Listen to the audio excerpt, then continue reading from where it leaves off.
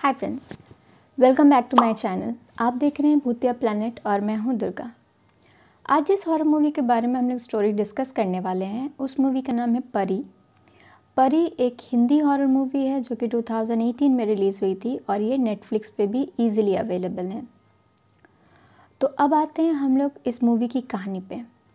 तो इस मूवी के स्टार्टिंग में हम देखते हैं कि अर्नब नाम का एक आदमी होता है जो अपने फैमिली के साथ अपने शादी के रिश्ते की बात करने के लिए एक लड़की के घर पे आता है, जिस लड़की का नाम पियाली होता है।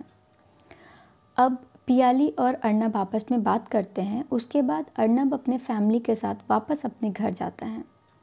रास्ते में वो लोग गाड़ी में एक दूसरे से इसी बारे में बात कर रहे होते हैं कि अचानक अर्नब के गाड़ी के पास एक औरत आ जाती है, जिससे उस औरत का एक्सीडेंट हो जाता है और उस औरत की मौत हो जाती है। अब पुलिस वहाँ आते हैं इस केस की इन्वेस्टिगेशन करने के लिए। पुलिस जब गांव वालों से उस औरत के बारे में पता करते हैं तो उन्हें पता चलता है कि वो औरत जंगल में रहती है एक लड़की के साथ। अब उस लड़की को ढूंढने के लिए अर्नब और पुलिस दोनों उस जंगल में जाते हैं। उन्हें जंगल में एक घर मिलता है जिसकी हालत बहुत ख़राब होती है। उस घर में अंधेरे में एक लड़की होती है जिसका नाम रुखसाना होता है। अब रुखसाना को देख कर के ये पता चलता है कि उसकी हालत बहुत ख़राब थी। रुखसाना को जंजीरों से बांध के रखा गया था, जो कि काफ़ी अजीब होता है। तो खैर पुलिस रुखसाना को बताती है कि एक एक्सीडेंट में रुखसाना की माँ की मौत हो गई है। लेकिन रुखसाना को देख करके ऐसा नहीं लगता कि उसे इस बात का कोई दुख होता है। पुलिस को भी ये काफ़ी अजीब लगता है, लेकिन खैर पुलिस अब रुखसाना को बोलती है कि उसे अपनी माँ की बॉडी क्लेम करने के लिए कुछ फॉर्मेलिटीज़ करनी होगी, जिसके लिए उसे शहर आना पड़ेगा। अब हम अगले सीन में देखते हैं शहर का सीन, जहाँ पे एक मुर्दा घर होता है, जहाँ पे रुखसाना की माँ का डेड बॉडी आता है। उस डेड बॉडी के एक आदमी चेक कर रहा होता है जिसका नाम शाहू था। शाहू को उस बॉडी को चेक करते समय एक निशान दिखाई देता है। वो निशान देख कर के शाहू बहुत डर जाता है। अब वो निशान को देख कर के ऐसा लग रहा था जैसे शाहू उस निशान के बारे में काफ़ी कुछ जानता है। शाहू अचानक से वहाँ से चला जाता है और वो बाहर जा कर के एक आदमी बांग्लादेश में जो रहता था उसे फ़ोन करता है, जिसका नाम काशिम अली था। अब काशिम अली और शाहू की बात को सुन कर के ये पता चलता है कि वो जो निशान है उसे औलाद चक्र कहते हैं। अब ये औलाद चक्र क्या है, इसके बारे में मैं आपको आगे बताऊंगी कहानी में। तो खैर हम आगे देखते हैं कि जब शाहू को पता चलता है उस औरत के बारे में और वो ये सब बात काशिम अली को बता देता है, तो काशिम अली उस औरत की बेटी को खोजने के लिए जंगल में जाता है। जंगल में जहाँ रुखसाना रहती थी उस घर में जाता है, लेकिन काशिम अली के पहुँचने से पहले ही रुखसाना वहाँ से भाग जाती है। अब काशिम अली को रुखसाना तो नहीं मिलती, लेकिन रुखसाना का एक बाल उसके हाथ में आ जाता है, जिसे काशिम अली अपने पास रख लेता है। अब यहाँ हम नेक्स्ट सीन में देखते हैं कि रुखसाना अपने घर से भाग करके अर्नब के घर आ गई है और वो एक बेड के नीचे छुप जाती है।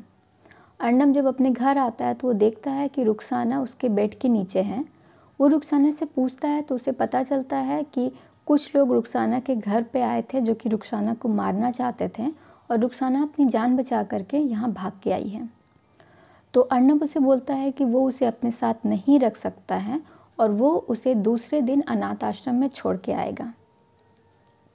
तो खैर अब फिर से सीन शिफ्ट होता है काशिम अली के पास। काशिम अली को जो बाल मिला था, काशिम अली वो बाल लेकर के एक औरत के पास जाता है। वो औरत काफ़ी अजीब सी होती है और उस बाल को सूंघ करके वो काशिम अली को बताती है कि रुखसाना एक आदमी के साथ है शहर में। हम आगे देखते हैं कि रुखसाना अर्नब के साथ अनाथ आश्रम जाती है। अनाथ आश्रम का हालत बहुत ख़राब होता है, जिसे देख करके अर्नब ये डिसाइड करता है कि वो रुखसाना को कुछ दिन और अपने घर में रखेगा। यहाँ पे अर्नब और रुखसाना काफ़ी क्लोज आ जाते हैं और रुखसाना अर्नब से प्यार करने लगती है। उधर काशिम अली को रुखसाना का पता चल जाता है और वो कुछ लोगों को लेकर के अर्नब के घर यानी उसके सोसाइटी में आता है। वो आकर के अर्नब को बोलता है कि वो रुखसाना को उनके हवाले कर दे, क्योंकि रुखसाना इफ़रित की बेटी है और वो अर्नब को अपने जाल में फंसा करके उससे बच्चे पैदा करना चाहती है ताकि वो लोग अपने वंश को बढ़ा पाएँ। तो खैर अर्नब इन बातों पे यकीन नहीं करता है और वो काशिम अली को अपने सोसाइटी से बाहर निकाल देता है। तो आगे हम देखते हैं कि अर्नब एक दिन रास्ते में जा रहा होता है कि शाहू जो मुर्दा घर का आदमी जो काम कर रहा होता है वो अर्नब का पीछा करता है। अर्नब और शाहू में एक मुठभेड़ होती है जिसमें अर्नब को काफ़ी चोट लगता है। अर्नब घर आता है, उसे देख कर के रुखसाना उससे पूछती है कि उसे ये सब चोटें कैसे लगी। तो अर्नब रुखसाना को बताता है कि शाहू के साथ उसकी मारपीट हुई थी जिस वजह से उसको ये चोट लगी। बात करने के बाद अर्नब सोने के लिए चला जाता है। अर्नब के सोने के बाद हमें रुखसाना का असली चेहरा देखने के लिए मिलता है। वो उस मुर्दा घर में जाती है और शाहू को जान से मार देती है। उसे मारने के बाद वो फिर से वापस अर्नब के घर में आ जाती है और बहुत शांति से रहने लगती है। देखते हैं कि एक दिन अर्नब और रुखसाना काफ़ी क्लोज थे कि तभी वहाँ पे पियाली आ जाती है। पियाली उन्हें देख करके काफ़ी गुस्सा हो जाती है और वो वहाँ से चली जाती है। अर्नब ये देख करके और भी गुस्सा हो जाता है और वो इन सब का जिम्मेदार रुखसाना को ठहराता है और उसे बोलता है कि वो उसके घर से चले जाए। तो अब रुखसाना पे अर्नब चिल्लाता है और उसे ज़बरदस्ती अपने घर से बाहर निकालने की कोशिश करता है। इससे रुखसाना को बहुत गुस्सा आता है और रुखसाना अर्नब को जान से मारने की कोशिश करती है। लेकिन थोड़ी ही देर में रुखसाना फिर से नॉर्मल हो जाती है और वो अर्नब से माफ़ी मांगती है अपने इस बिहेवियर की वजह से। तो खैर, ये सब होने के बाद अर्नब काफ़ी डर जाता है। अब अर्नब काशिम अली का पता करता है और वो रुखसाना के बारे में जानना चाहता है।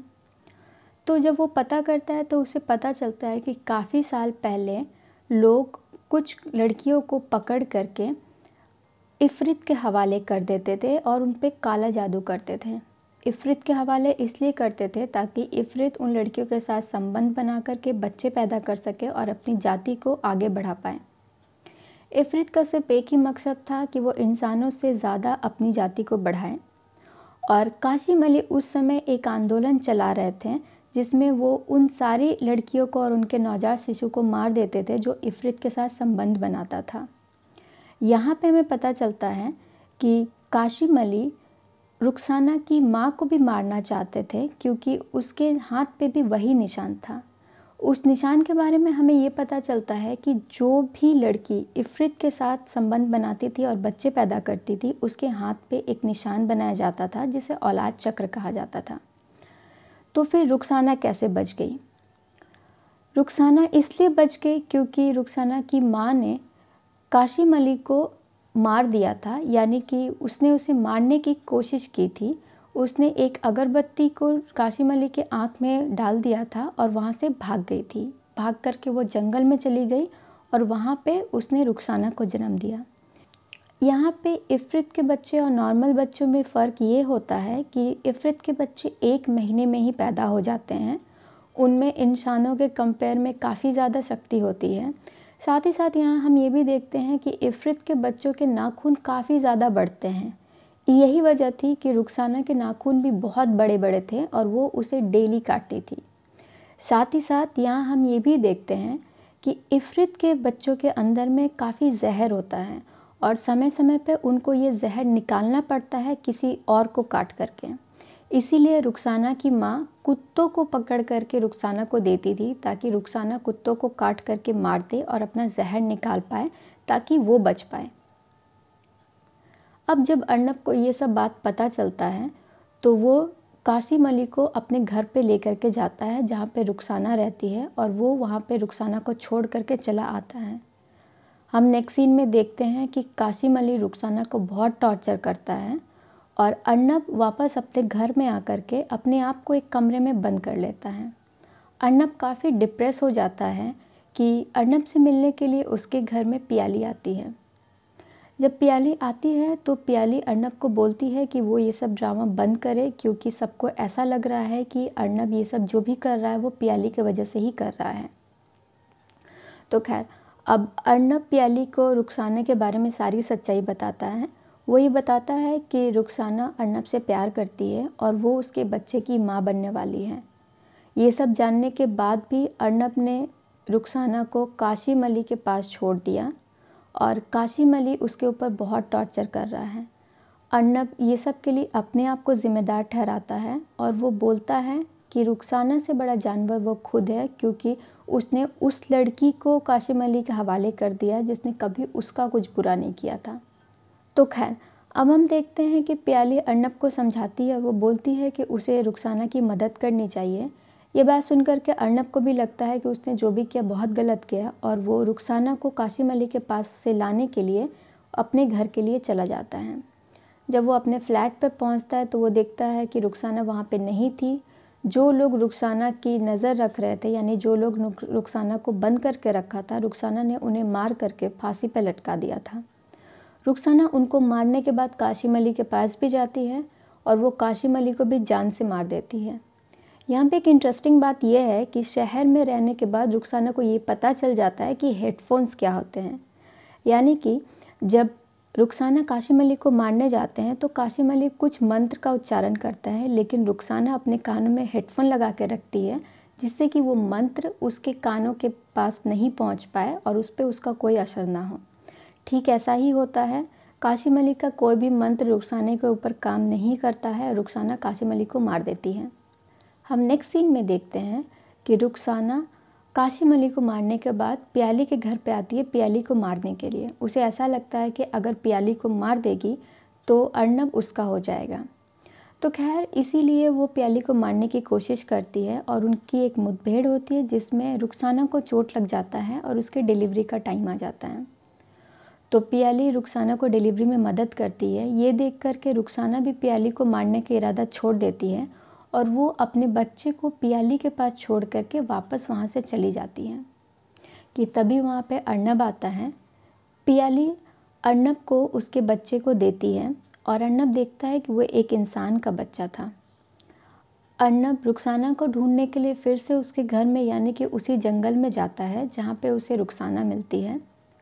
रुखसाना वहाँ पे अर्नब को बताती है कि उनका बच्चा इफ़रित नहीं है, क्योंकि रुखसाना ने अर्नब से सच्चा प्यार किया था और उनका बच्चा इंसान का बच्चा है। अब यहाँ पे जैसा हमने पहले देखा था कि इफ़रित को समय समय पे अपने शरीर का जहर बाहर निकालना पड़ता है, नहीं तो उनकी खुद की मौत हो जाती है। तो जब रुखसाना और अर्नब एक दूसरे से बात कर रहे होते हैं तभी रुखसाना के पेट में बहुत तेज़ दर्द होता है और रुखसाना का जहर निकालने का टाइम आ जाता है। लेकिन रुखसाना अर्नब को कुछ नहीं करती है और वो अपना जहर बाहर नहीं निकाल पाती। इस वजह से रुखसाना की मौत हो गई थी। मरने के पहले रुखसाना अर्नब को बोलती है कि वो अर्नब से काफ़ी प्यार करती है और वो उनके बच्चे का ख्याल रखें। तो मूवी यहीं पे ख़त्म हो जाती है। तो आज की मूवी की कहानी कैसी लगी मुझे ज़रूर बताइएगा। मुझे आप कमेंट बॉक्स में कमेंट कर सकते हैं। अगर आपके पास कोई एक ऐसी मूवी हो जिसके बारे में स्टोरी आप जानना चाहते हैं और मैंने अभी तक उस स्टोरी के बारे में डिस्कस नहीं किया है तो वो भी आप मुझे कमेंट कर सकते हैं। अगर आपके पास कोई सुझाव हो मेरे चैनल के ग्रोथ के लिए तो वो भी आप मुझे ज़रूर कमेंट कीजिएगा, ये मेरे लिए बहुत हेल्पफुल होगा। और अगर आपने मेरे चैनल को सब्सक्राइब नहीं किया है तो प्लीज़ प्लीज़ प्लीज़ इसे सब्सक्राइब कर लीजिए। साथ ही साथ नोटिफिकेशन बटन भी ज़रूर प्रेस कीजिएगा ताकि जब भी मेरी नेक्स्ट वीडियो आए आपके पास नोटिफिकेशन आ जाए। तो प्लीज़ मेरी वीडियो को देखिए, अगर आपको पसंद आए तो इसे लाइक कीजिए और अपने फ्रेंड्स के साथ भी शेयर कीजिए ताकि ज़्यादा से ज़्यादा लोग मेरे वीडियो को देख पाएँ। तो अब हम लोग मिलेंगे नेक्स्ट वीडियो में एक नए हॉरर मूवी की स्टोरी के साथ। तब तक के लिए bye bye and thank you.